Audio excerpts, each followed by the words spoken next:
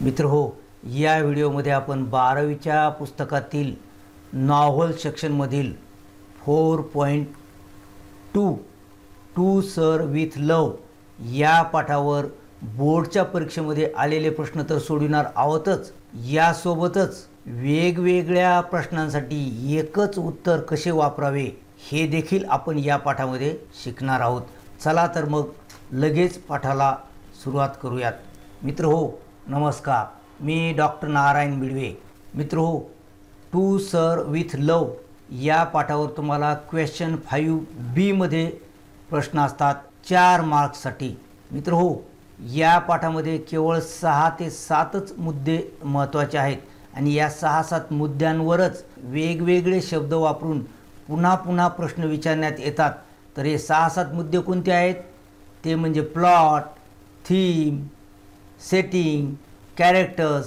मित्रो, या पाठामध्ये 2 थीम आहेत आणि 3 महत्त्वाचे कॅरेक्टर्स आहेत आणि हे कॅरेक्टर्स आहेत स्वतः रायटर E.R. ब्रेथवेट। त्यांचं नाव या पाठामध्ये रिकी ब्रेथवेट आहे, परंतु कधीकधी E.R. ब्रेथवेट सुद्धा म्हणतात।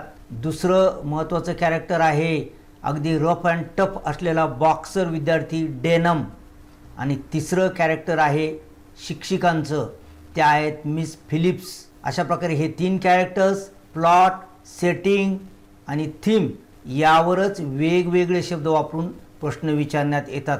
म्हणून जरी वेगवेगळे प्रश्न वापरून प्रश्न विचारले तरी एकच उत्तर त्या प्रश्नांच्या उत्तरासाठी कसं वापरायचं हे तर तुम्ही या व्हिडिओमध्ये शिकणार आहातच। यासोबतच हे महत्त्वाचे 6-7 घटक जे आहेत ते तुम्हाला या व्हिडिओमध्ये मिळून जातील। या व्हिडिओमध्ये प्लॉट, स्टोरी, थीम, सेटिंग आणि महत्त्वाचे कॅरेक्टर्स याची सविस्तर माहिती आपण दिलेली आहे। यासोबतच महाराष्ट्र शासनाने पुरवलेल्या क्वेश्चन बँकमध्ये वेगळे शब्द वापरून काही प्रश्न विचारलेले आहेत। आपल्या चालू व्हिडिओमध्ये तर या प्रश्नांची उत्तरे आपण पाहणारच आहोत, परंतु या ठिकाणी कोणत्या प्रकारचे शब्द वापरून प्रश्न विचारण्यात येतात हे देखील तुम्हाला इथे कळणार आहेत। म्हणून हे 2 व्हिडिओज तुम्ही अवश्य पहा। या व्हिडिओच्या लिंक खाली डिस्क्रिप्शन बॉक्समध्ये आणि वर आय बटनमध्ये देखील मिळेल, किंवा आपल्या चॅनलवरील प्लेलिस्ट हिस्ट्री ऑफ नॉव्हल या प्लेलिस्टमध्ये जाऊन देखील हे व्हिडिओज तुम्ही पाहू शकता। चला तर मग आता वळूया आपल्या प्रश्नांकडे। मित्र हो, क्वेश्चन 5B मध्ये 4 मार्क्ससाठी आपल्याला टू सर विथ लव या पाठावर प्रश्न विचारण्यात येतात हे आपण पाहिलेलंच आहे, परंतु मित्र हो, हे 4 मार्क्स जे आहेत ते 2+2 असे आहेत। म्हणजे या ठिकाणी आपल्याला 2 प्रश्नांची उत्तरे लिहावी लागतात आणि प्रत्येक प्रश्नाचं उत्तर किती शब्दात आपल्याला लिहायचं आहे? 50 शब्दात। परंतु मित्र या ठिकाणी आपण वेगवेगळे प्रश्न एकत्र केलेले आहेत, म्हणून उत्तरे आपण थोडी मोठाली केलेली आहेत, परंतु तुम्हाला जेवढं आठवेल तेवढं 50 शब्दाचं उत्तर तुम्ही त्या प्रश्नानुसार लिहू शकता। चला तर मग आता आपण पहिला प्रश्न आपला वाचूयात। The extract presents the narrator as a silent observer in To Sir with Love, explain. मित्रो, आपला हा जो पाठ आहे त्याला एक्स्ट्रॅक्ट म्हटलेला आहे। एक्स्ट्रॅक्ट म्हणजे उतारा, एक्स्ट्रॅक्ट म्हणजे टू सर विथ लव हा आपला पाठ। या एक्स्ट्रॅक्टमध्ये जो नरेटर आहे, कोण नरेटर आहे तर तो नरेटर म्हणजे स्वतः लेखक किंवा मुख्य कॅरेक्टर E.R. ब्रेथवेट। ते सायलेंटली निरीक्षण करतात, ॲज अ सायलेंट ऑब्झर्वर निरीक्षण करतात। कशाचं? त्या घडणाऱ्या घटनांचं। हे आपल्याला काय करायचं आहे? एक्सप्लेन करायचं आहे। एक्सप्लेन म्हणजे स्पष्ट करायचं आहे, म्हणजे याविषयीची माहिती लिहायची आहे। जुलै 2024ला आलेला हा प्रश्न आहे। चला आणखी प्रश्न पाहूया। Justify To Sir with Love is an autobiographical novel. आपल्याला हे देखील सांगायचं आहे, सिद्ध करायचं आहे किंवा याचं समर्थन करायचं आहे की टू सर विथ लव ही नॉव्हल ऑटोबायोग्राफिकल म्हणजे आत्मचरित्रपर म्हणजे लेखकाच्या जीवनावर आधारित अशी नॉव्हल आहे। हा देखील प्रश्न जुलै 22ला आलेला आहे, म्हणजे दोन्ही ठिकाणी लेखकाविषयी माहिती आपल्याला लिहिता येईल। Give the character sketch of E.R. Braithwaite the narrator. पुन्हा या ठिकाणी सांगितलं आहे E.R. ब्रेथवेट यांचं कॅरेक्टर लिहा। हा प्रश्न तर मित्रो फेब्रुवारी 23 फेब्रुवारी 24ला देखील आलेला आहे. चला आता या तीनही प्रश्नांचं उत्तर आपण लिहूयात. The novel To Sir with Love is an autobiographical novel because it is based on the life of the writer E.R. Braithwaite. आपण सुरुवातीला सांगितलेलं आहे की टू सर विथ लव ही नॉवल ऑटोबायोग्राफिकल म्हणजे आत्मचरित्रपर कादंबरी आहे. कशामुळे? Because it is based on the life of the writer E.R. Braithwaite. कारण ती E.R. ब्रेथवेट या लेखकांच्या जीवनावर आधारित आहे. म्हणजे ऑटोबायोग्राफिकल नॉवलविषयीचा काही भाग आपण इथे घेतलेला आहे. Writer himself had worked in a rough school like the one described in the novel. या कादंबरीमध्ये जी रफ शाळा, रफ स्कूल म्हणजे खोडकर विद्यार्थ्यांची जी शाळा आहे, अशाच शाळेत लेखकांनी स्वतः काम केलेलं आहे, सेवा केलेली आहे. And the writer himself was a teacher in Greenslade school.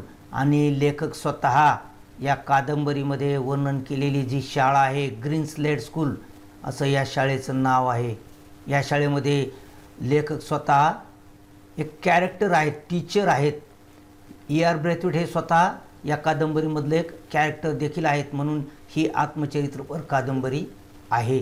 चला आणखी काय भाग आपण लिहिलेला आहे ते आपण आता पाहूयात.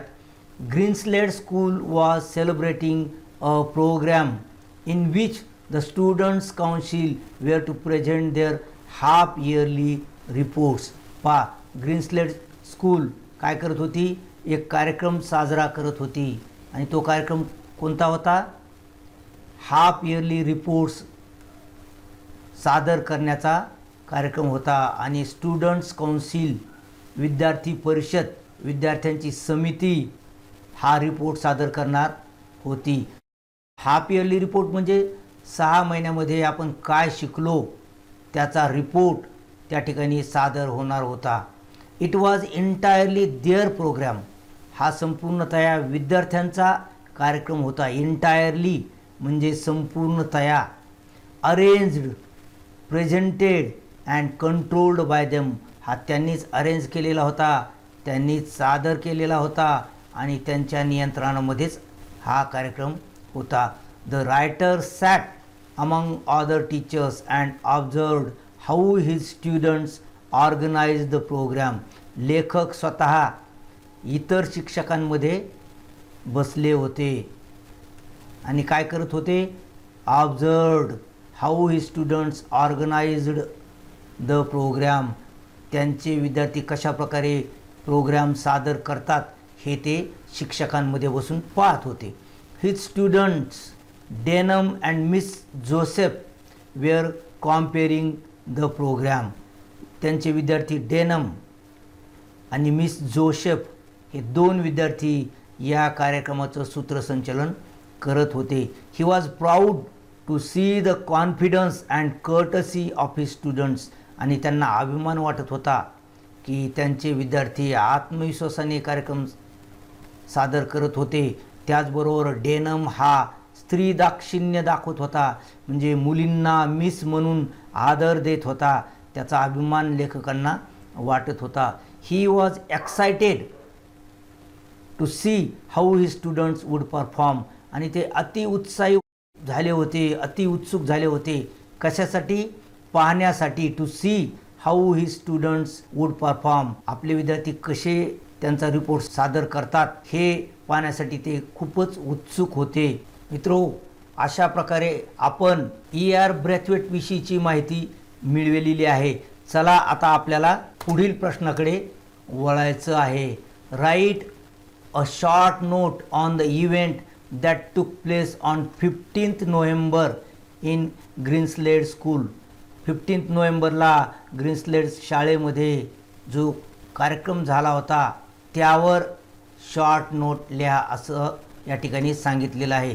Justify how the half yearly report of the students council was an important event for the teachers and the students. पहा, जुलै 2024ला आलेला प्रश्न आहे हा. आपल्याला काय करायचं आहे? सिद्ध करायचं आहे कशा प्रकारे हाफ इयरली रिपोर्ट हा विद्यार्थ्यांसाठी देखील महत्त्वाचा होता आणि टीचर्ससाठी देखील महत्त्वाचा होता. Describe in brief the plot of the extract from To Sir with Love. पहा, आता प्लॉट म्हणजे कथानक याचं सांगा, म्हणजे स्टोरी सांगा थोडक्यात, असं विचारलेलं आहे जुलै 2023ला. पहा मित्रो, या ठिकाणी या कार्यक्रमाविषयीची माहिती आहे, या ठिकाणी 15 नोव्हेंबरच्या कार्यक्रमाविषयीची माहिती आहे आणि या ठिकाणी प्लॉटविषयीची माहिती आहे. सगळ्या गोष्टी एकच गोष्टीची माहिती देतात, ते म्हणजे हा कार्यक्रम आणि या कार्यक्रमामध्ये काय घडलं. संपूर्ण पाठच कार्यक्रमावर आहे, म्हणून हे कथानक देखील तो कार्यक्रम आणि कार्यक्रमात घडलेल्या गोष्टी इतकंच कथानक आहे. चला आता याचं उत्तर लिहूया आपण. 15 November was a day on which there was a programme of half yearly reports in Greenslade school. पहा, 15 नोव्हेंबर असा दिवस होता जेव्हा ग्रीनस्लेड शाळेमध्ये एक कार्यक्रम असतो, त्यामध्ये हाफ इयरली रिपोर्ट्स सादर करण्यात येणार असतात. The school evaluated the learning of the students. आणि विद्यार्थी काय काय शिकले त्याचं परीक्षण शाळा करणार होती. The writer students organise the whole programme. लेखकांच्या विद्यार्थ्यांनी किंवा लेखकांच्या क्लासनी संपूर्ण कार्यक्रम ऑर्गनाइज केला होता, आयोजित केला होता. And also presented the reports. आणि त्यांचे रिपोर्ट देखील त्यांनी सादर केले होते. There was also a question answer session. त्या ठिकाणी एक प्रश्न उत्तराचं सत्र देखील होतं, म्हणजे काही काळ प्रश्नोत्तरासाठी ठेवण्यात आला होता. A panel of teachers answered the questions asked by the students. शिक्षकांचं एक पॅनल होतं, एक गट होता, ज्यांनी विद्यार्थ्यांच्या प्रश्नांची उत्तरे दिली होती. अशा प्रकारची इव्हेंट 15 नोव्हेंबरला ग्रीनस्लेड स्कूलमध्ये घडली होती आणि हाच आहे याचा प्लॉट. चला पुढील प्रश्न पाहूयात.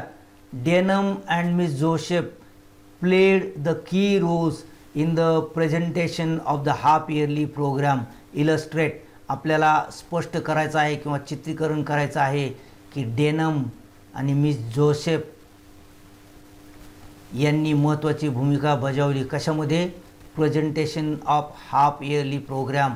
अर्धवार्षिक कार्यक्रमामध्ये जे सादरीकरण होणार होतं त्याच्यामध्ये डेनम आणि मिस जोसेफची महत्त्वाची भूमिका होती, असं हा प्रश्न म्हणतो. How does Mister Braithwaite manage to increase the cultural exposure of the class.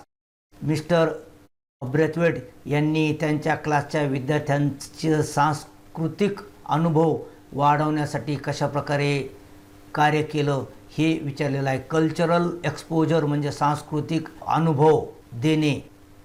Describe how Ricky Braithwaite manages to bring about a change in the behaviour of his students.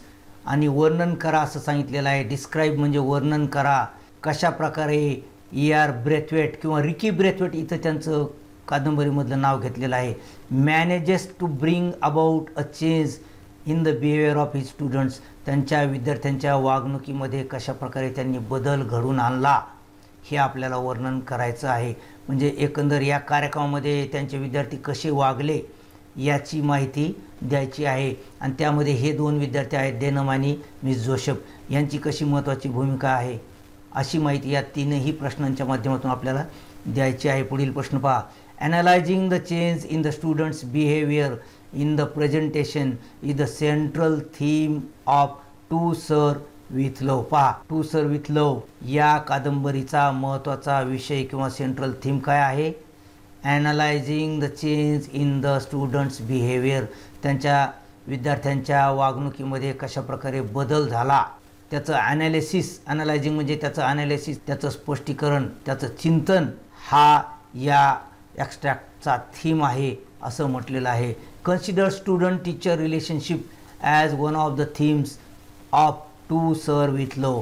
पहा, To Sir with लव या कादंबरीचं किंवा एक्स्ट्रॅक्टचा student teacher relationship असा देखील theme आहे हे देखील सांगायचं आहे. पहा, 3 परीक्षांमध्ये हा प्रश्न आलेला आहे. मार्च 22, पुन्हा इथे मार्च 22 एकाच परीक्षेत 2 प्रश्न आलेले आहेत, म्हणजे थोडा बदल करून आपल्याला यांची उत्तरे लिहावी लागतील. आणि फेब्रुवारी 24ला देखील यावर प्रश्न आलेला आहे. पहा अशा प्रकारे जो सेंट्रल थीम आहे स्टुडंट टीचर रिलेशनशिप किंवा change in the behaviour of students, हे जे 2 थीम आहेत हे या ठिकाणी लिहायचे आहेत. मित्रो आणखी एक थीम आहे, तो पुढे आपल्याला पाहायला मिळणारच आहे. चला याचं उत्तर आपण आता लिहूयात.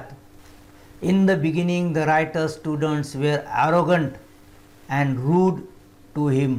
सुरुवातीला लेखकांचे विद्यार्थी त्यांच्यासोबत उद्धटपणे आणि थोडे कठोरपणे वागत होते. ॲरोगंट आणि रूड म्हणजे उद्धट आणि कठोरपणे. मित्रो हे एक पाठाच्या इंट्रोडक्शनमध्ये दिलेलं आहे, प्रत्यक्ष पाठात नाही, पण रेशल डिस्क्रिमिनेशन, वांशिक भेदभाव वगैरे गोष्टीचं वर्णन तिथे आहे. They insulted him but then there was a lot of change in them. सुरुवातीला लेखकाचा अपमान देखील त्यांचे विद्यार्थी करत होते, परंतु नंतर त्यांच्यामध्ये खूप बदल घडून आला असं आपण सांगितलेलं आहे. म्हणजे बिहेवियरल चेंज हा थीम येथे आलेला आहे. The writer was curious to see how his students behaved. आणि त्या कार्यक्रमामध्ये आपले विद्यार्थी कसे वागतात हे पाहण्यासाठी लेखक खूप उत्सुक होते. They were smartly dressed. चांगल्या प्रकारचे कपडे त्यांनी घातले होते. अँड पॉलिश्ड आणि अगदी साफसूप ते होते. Braithwaite students organised and conducted the programme. Braithwaite यांच्या विद्यार्थ्यांनी तो कार्यक्रम ऑर्गनाईज केला होता आणि तो त्यांनी चालवला सुद्धा होता. They allocated the task to the students. त्यांनी विद्यार्थ्यांना कामाची वाटणीसुद्धा केली होती. अलोकेटेड द टास्क म्हणजे कामाची वाटणी केली होती. Denham and Miss Joseph were compering the programme. Denham आणि मिस जोसेफ हे दोघे त्या कार्यक्रमाचं सूत्रसंचलन, कॉम्पेअरिंग म्हणजे सूत्रसंचलन करत होते. They also presided over the programme. त्या कार्यक्रमाचं अध्यक्षस्थान देखील त्यांनी भूषवलं. They sat on the stage with the headmaster. हेडमास्टरच्या सोबतच ते स्टेजवर बसले होते. पहा त्यांची वागणूक कशी आहे, किती त्यांच्यामध्ये इम्प्रूव्हमेंट झाली हे दिलेलं आहे. Denham presented his report on PT and games. डेनमने आपला PT अँड गेम्सवर रिपोर्ट सादर केला. Miss Joseph presented her report on domestic science. Miss Joseph यांनी डोमेस्टिक सायन्सवर त्यांचा रिपोर्ट सादर केला. आणखी काय बदल झालेले आहेत त्यांच्यामध्ये पहा. Denham use the term miss to address the senior girls. Senior गर्ल्ससाठी मिस असा आदरवाचक शब्द डेनम वापरत असे. When he found that he was wrong in considering PT useless, he accepts the explanation given by Miss Phillips. डेनमच्या लक्षात आलं की PT विषयीची त्याची धारणा चुकीची आहे, PT निरुपयोगी आहे असं तो म्हणालेला असतो. परंतु मिस जोसेफ या शिक्षकांनी त्याला पटवून सांगितलं की PT ही विनाकारण दिलेली नाही, तर विद्यार्थ्यांनासुद्धा ती उपयोगी आहे किंवा मनाची तयारी करण्यासाठी, मनाला ट्रेनिंग देण्यासाठी देखील तिचा उपयोग होईल. पुढील प्रश्नामध्ये हे येणारच आहे. आणि डेनमचं PT विषयीचं मत यावर देखील एक प्रश्न आलेला आहे आणि मिस फिलिप्स यांनी डेनमला दिलेलं उत्तर यावर देखील प्रश्न आलेला आहे. पुढे हे आपण पाहणारच आहोत मित्रहो, म्हणून व्हिडिओ शेवटपर्यंत पहा. चला पुढील प्रश्न पाहूयात. In the questioning session Denham was expressing few students feelings. Illustrate. आपल्याला स्पष्ट करायचं आहे की त्याच्या क्वेश्चनिंग सेशनमध्ये, प्रश्नोत्तराच्या सत्रामध्ये त्याचं जे मत होतं ते आणखी काही विद्यार्थ्यांचं मतच तो व्यक्त करत होता किंवा विद्यार्थ्यांच्या भावना, फिलिंग्स म्हणजे भावना तो व्यक्त करत होता. असा हा प्रश्न आहे. Give character sketch of Denham in the extract from To Sir with Love. पहा फक्त कॅरेक्टर स्केच असं या ठिकाणी विचारलेलं आहे. टू सर विथ लवमधील डेनमचं कॅरेक्टर यावर लिहा असं सांगितलेलं आहे. सप्टेंबर 2021ला हा प्रश्न आलेला आहे. Describe Denham's views on PT. पहा डेनम्स व्ह्यूज ऑन PT हा महत्त्वाचा भाग आहे या पाठामधील. जुलै 2022ला हा प्रश्न आलेला आहे. चला याचं उत्तर लिहूया.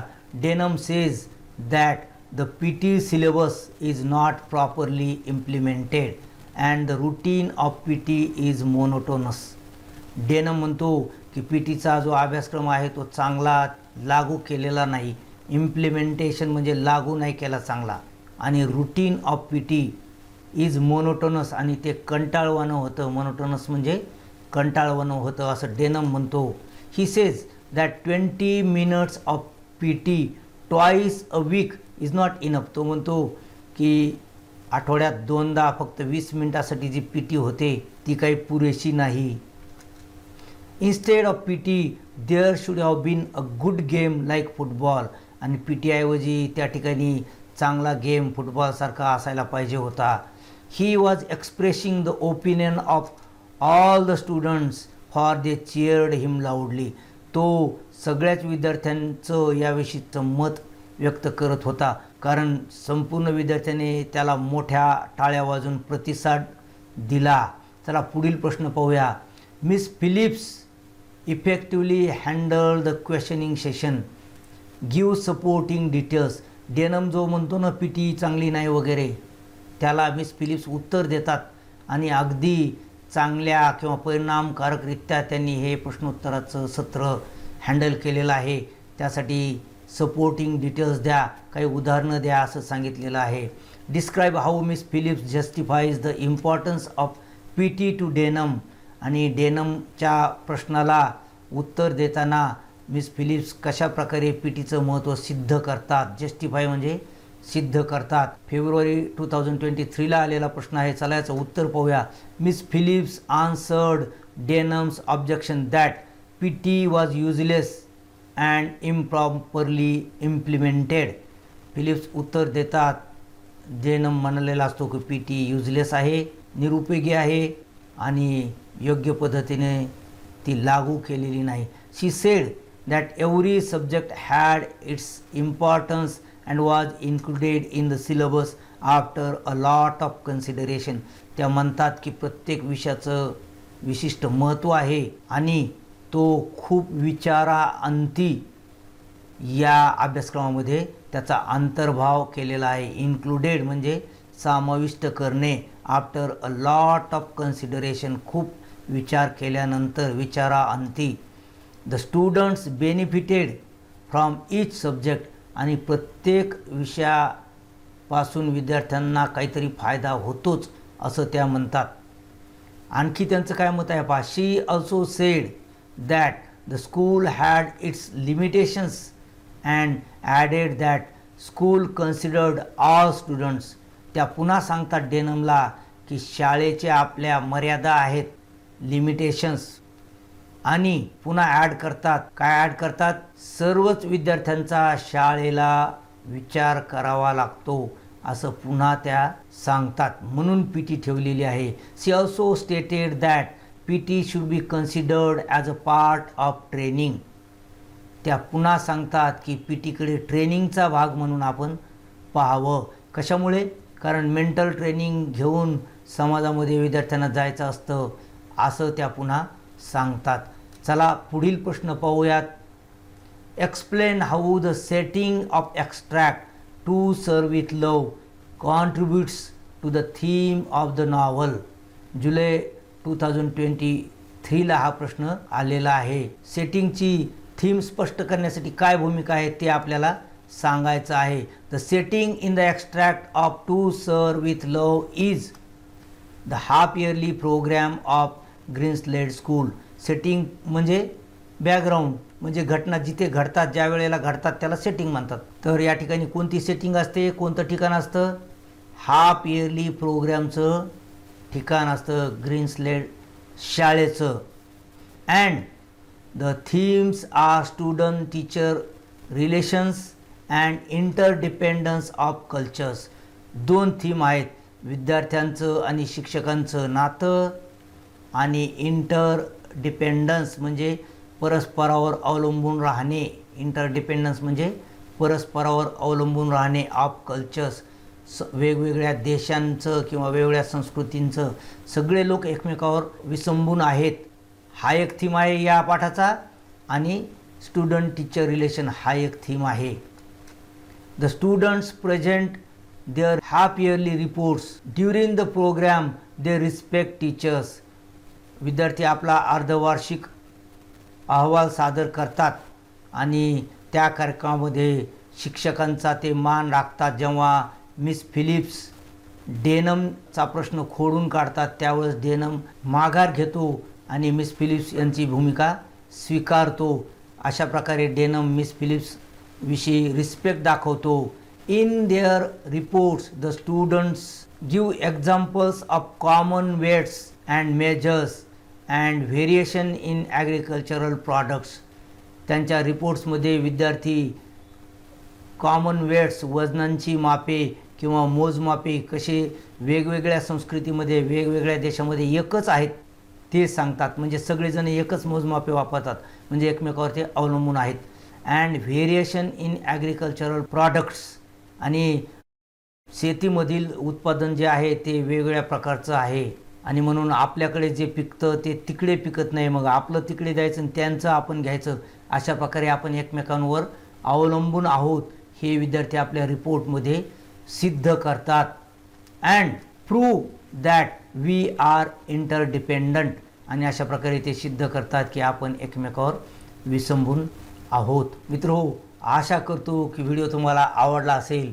व्हिडिओ आवडला असल्यास त्याला लाईक करा, आपल्या मित्रांसोबत व्हिडिओ शेअर करा आणि चॅनलवर पहिल्यांदाच आलेले असल्यास त्याला सबस्क्राईब करून त्याच्या बाजूची बेल आयकॉन दाबा. त्यामुळे चॅनलवर यानंतर येणाऱ्या व्हिडिओची सूचना तुम्हाला सर्वांच्या अगोदर मिळेल. आणि या ठिकाणी दिलेले हे 2 व्हिडिओज अवश्य पहा. भेटूया असेच पुढील महत्त्वाच्या व्हिडिओमध्ये. तोपर्यंत have a good day. Thank you.